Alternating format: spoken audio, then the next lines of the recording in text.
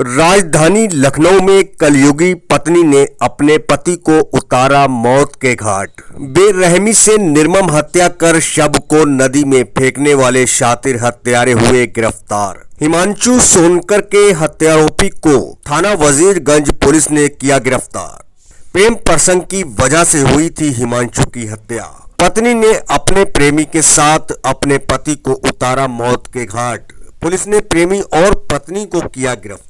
DCP पश्चिम के द्वारा press conference कर किया गया खुलासा। सर, एक बॉडी मिली थी जिसकी गुमशुदगी दर्ज की गई थी, उसके बाद इसमें हत्या का मुकदमा दर्ज हुआ है। कैसे एक्यूज तक पुलिस पहुंची है? गिरफ्तारी में जो महिला का रोल है वो क्या रहा? 21 तारीख को हिमांशु सोनकर नाम के एक युवक की गुमशुदगी थाना वजीरगंज में लिखी गई और उसके परिवार वालों ने ये गुमशुदगी लिखाई। तो हिमांशु जो हजरतगंज थाना क्षेत्र का रहने वाला था, पुलिस इसमें लगी और काफी प्रयास करने के बाद सीसीटीवी और सर्विलांस और पुलिस की मुखबिरी और तमाम सारे पूछताछ के बाद में 24 तारीख की रात में इसका शव जो है वो गोमती नदी में, जो यहाँ पर शनि मंदिर है हनुमान धाम के पास, उसके पीछे नदी का बहुत लंबा कटान है, वहां बरामद हुआ। पुलिस ने शव को पोस्टमार्टम के लिए भेजा। इसके उपरांत उसमें अभियोग दर्ज किया गया और अभियोग दर्ज करने के बाद पुलिस ने उसमें कार्रवाई की और इसमें एक इसके पत्नी जो जिसका नाम पायल है और उसके एक दोस्त जिसका नाम आयुष और उसके एक बुआ के लड़के, 3 लोगों को इसमें जिसका नाम जैकी है उसको गिरफ्तार किया। और जो पूछताछ से पूरी बात सामने नजर ये आई कि जो हिमांशु की पत्नी जो पायल है वो और आयुष के काफी अच्छे संबंध थे और दोनों एक दूसरे को बहुत प्यार करते थे और एक दूसरे से शादी भी करना चाहते थे। लेकिन पायल का ये कहना था कि जब तक ये रहेगा मेरा हस्बैंड, मैं शादी नहीं करूंगी।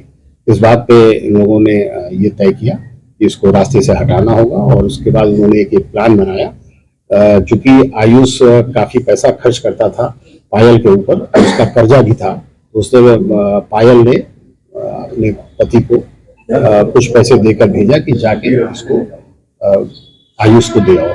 और आयुष की और मृतक की बातचीत आपस में हुई और उसको उसने जो है वो क्लार्क रोड के बगल में जो शनिदेव मंदिर है उसके पास बुलाया और जब वो वहां पहुंचा तो उसने अपने एक साथी की मदद से वो उसको दिया जलाने के बहाने नदी के किनारे ले गया और उस ऊपर से उसने ढकेल दिया। उसको ये बात पहले से मालूम थी कि ये तैरना नहीं जानता और वो वहां से फिर उसके बाद निकल गया। और फिर जब पुलिस ने ये बात गिरफ्तार किया इन लोगों, तो इन लोगों ने सारी बातें बताई। इससे पहले भी वो 2 बार प्रयास कर चुके थे, ये दोनों आयुष और मृतक की पत्नी पायल प्रयास कर चुके थे कि इसको मारा जाए, लेकिन ये लोग सफल नहीं हो पाए थे। मुख्य रूप से इसको ये इस तरीके से कह सकते हैं कि आयुष और पायल आपस में शादी करना चाहते थे, लेकिन पायल की ये जिद थी कि जब तक मेरा पति जिंदा रहेगा मैं उनसे शादी नहीं करूंगी। और पायल क्योंकि थोड़ी सी महत्वाकांक्षी लड़की थी तो वो उसको पैसे खर्च करने का बहुत शौक था और पढ़ने का भी शौक था और उसकी पढ़ाई, उसका खर्चा उसका पति नहीं उठा पाता था, जिसको आयुष ने पूरा किया। आयुष ने इसको शादी के बाद पढ़ाई भी कराई और इसको एयर होस्टेस बनाने का कोर्स भी कराया। उसका सारा खर्चा आयुष ने उठाया था।